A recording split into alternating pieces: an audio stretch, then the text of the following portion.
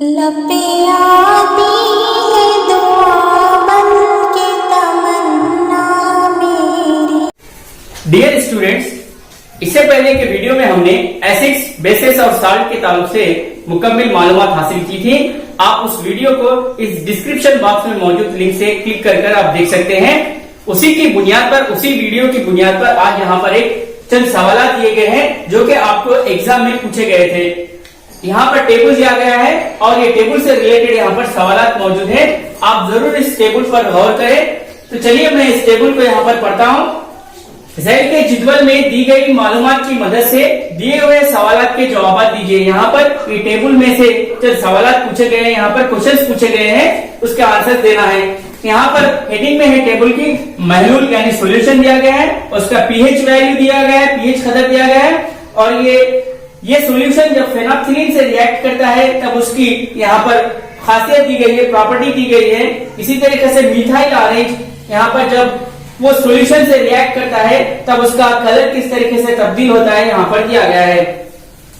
सबसे पहले HCl जिसके पीएच का वैल्यू है 1 दिया गया है और फेनोल्फथालीन से रिएक्ट करने पर इसमें रंग में कोई चेंजेस नहीं होता, इसके कलर में कोई चेंजेस नहीं होता है। और मिथाइल ऑरेंज से रिएक्ट करने पर इसका रंग जो है, इसका कलर रेड में चेंज हो जाता है। इसी तरीके से NaCl का पीएच का वैल्यू 7 दिया गया है और फेनोल्फथालीन से रिएक्ट करने पर इसका कलर में चेंजेस नहीं होता और मिथाइल ऑरेंज से रिएक्ट करने पर इसमें भी कलर में चेंजेस नहीं होता है। आखिर में है बेकिंग सोडा जिसका पीएच वैल्यू 8 दिया गया है और ये फेनोल्फथालीन से रिएक्ट करने पर यहाँ पर इसको ये पिंक कलर में चेंज कर देता है और मिथाइल ऑरेंज से रिएक्ट करने पर येलो कलर में चेंज कर देता है। अब इस टेबल की बुनियाद पर बेसिस ऑन दिस टेबल यहाँ पर सब क्वेश्चन दिए गए हैं। ज़ैल में तुलसे कौन से हैं, पहला सवाल है। दूसरा है फेनोल्फथालीन के साथ पिंक कलर देने वाले सॉल्यूशन कौन कौन से यहाँ पर लिखना है।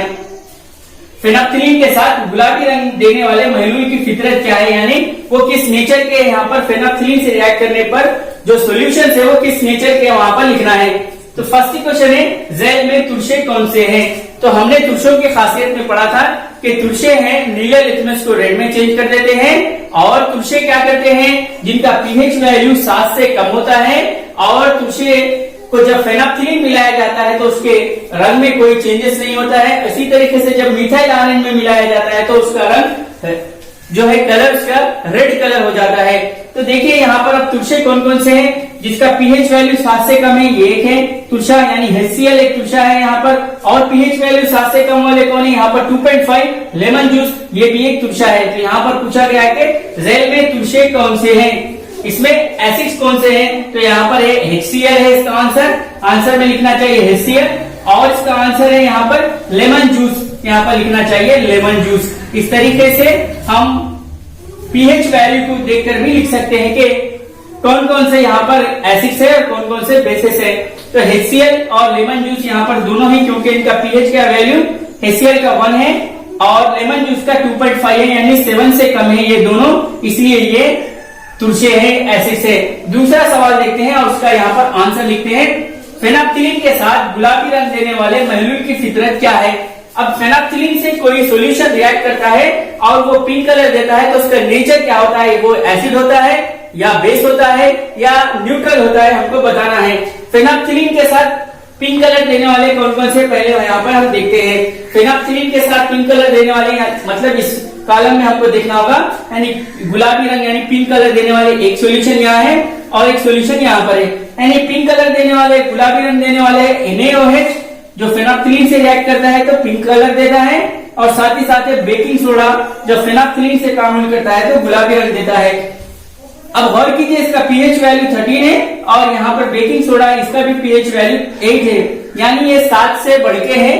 यानी जिस किसी भी महलूल का पीएच 7 से ज्यादा होता है वो तमाम असास कहलाते हैं, बेस कहलाते हैं। इसलिए फेनोल्फथालीन के साथ गुलाबी रंग देने वाले महलूल की फितरत क्या होगी, वो होगी बेसिस होंगे, वो असास होंगे वो। इस तरीके से यहाँ पर आपको लिखना होगा और वो कौन कौन से यहाँ पर असास है, NaOH एक है और बेकिंग सोडा एक है, ये दोनों हैं। फेनोल्फथालीन से रिएक्ट करने पर वो पिंक कलर देते हैं। अजीज तलबा और तालिबात, यहाँ पर दिया गया है C और D क्वेश्चन है। जिदवल में तादीली महलूलों के नाम बताइए, यानी यहाँ पर जो जो न्यूट्रल सॉल्यूशन है उनके नेम लिखना है। थर्ड क्वेश्चन है यहाँ पर, टेबल में न्यूट्रल सॉल्यूशन कौन कौन से हैं वहां पर उनके नेम लिखना है। न्यूट्रल सॉल्यूशन यानी तादिल उस वक्त कह सकते हैं जिस किसी भी सॉल्यूशन का पीएच, महलूल का पीएच 7 होता है, वो तमाम तादिल कहलाते हैं। तो हमको यहाँ पर देखना होगा NaCl जिसका पीएच 7 है और तख्तीरी पानी जिसका पीएच यहाँ पर 7 है, इसलिए ये दोनों यहाँ पर ये तादिली महलूल है। तो हमको यहाँ पर इसका जवाब लिखना होगा NaCl एक तादिली सॉल्यूशन है और तख्तीरी पानी यानी डिस्टिल्ड वाटर जो है यहाँ पर वो भी एक तादिली सॉल्यूशन है। उसके बाद है डी, क्वेश्चन डी है, दिए हुए महलूलों में ताकतवर तरीन तुरशा और ताकतवर तरीन असास कौन सा है। यानी क्वेश्चन यहाँ पर डी क्वेश्चन है कि स्ट्रॉन्गेस्ट एसिड और स्ट्रॉन्गेस्ट बेस कौन सा है, यहाँ पर इस टेबल में हमको देखना है। अब देखिए सबसे ज्यादा पीएच वैल्यू जिसका है वो स्ट्रॉन्ग यहाँ पर बेस होगा और सबसे कम पीएच वैल्यू जो होगा वो यहाँ पर स्ट्रॉन्ग एसिड होगा। यानी 7 से कम, 7 से कम जिसका भी सबसे कम वैल्यू 7 से सबसे कम पीएच वैल्यू 7 से जितना कम होगा वो उतना ज्यादा स्ट्रॉन्ग एसिड होगा और पीएच वैल्यू 7 से जितना ज्यादा होगा यानी 14 के जितना करीब होगा वो उतना ताकतवर बेस होगा। तो अब यहाँ पर देखिए HCl जिसका पीएच वैल्यू 1 है और ये ताकतवर यहाँ पर एसिड है क्योंकि ये पीएच वैल्यू इसका 1 है।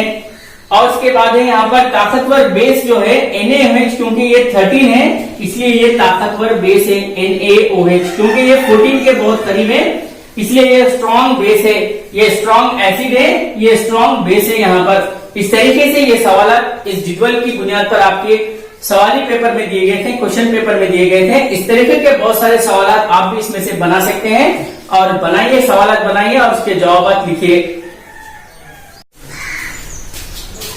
अजीज तलबा और तालिबात, मजीद यहाँ पर एक टेबल दिया गया है, इसमें हमको तुरशे असास और तादिल के ताल्लुक से मालूमात हासिल करना है।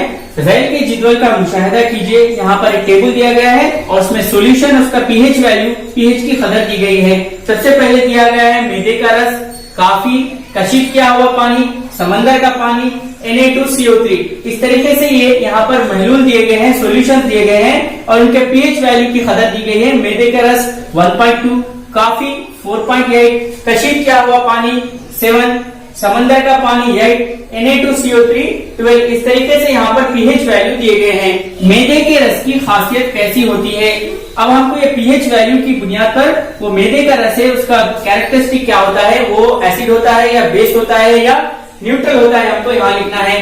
तो सबसे पहले मैदे का रस जिसका पीएच 1.2 है तब इसका हमको ये होगा तुरशा होगा क्योंकि पीएच जिस किसी का भी पीएच 7 से कम होता है पीएच वैल्यू वो तमाम तुरशे कहलाते हैं। तो ये मैदे का रस यहाँ पर ये तुरशा होगा, हमको लिखना होगा। खासियत इसकी तुरशई खासियत या ये तुरशा होगा। उसके बाद समंदर के पानी की खासियत कैसा होगी, समंदर का पानी यहाँ पर इसका पीएच वैल्यू 8 है यानी 7 से जो भी ज्यादा होते हैं महलूल जिनका पीएच 7 से ज्यादा होता है वो तमाम असास कहलाते हैं। इसलिए ये समंदर का पानी की खासियत होगी, असासी खासियत होगी, ये असास होगा या असासी खासियत को यहाँ पर लिख सकते हैं हम, असासी खासियत होगी। काफी की खासियत कैसी होती है, अब यहाँ पर देखिए काफी, सवाल नंबर 3 है कि काफी की खासियत कैसी होगी, ये तुरशा होगा या असास होगा।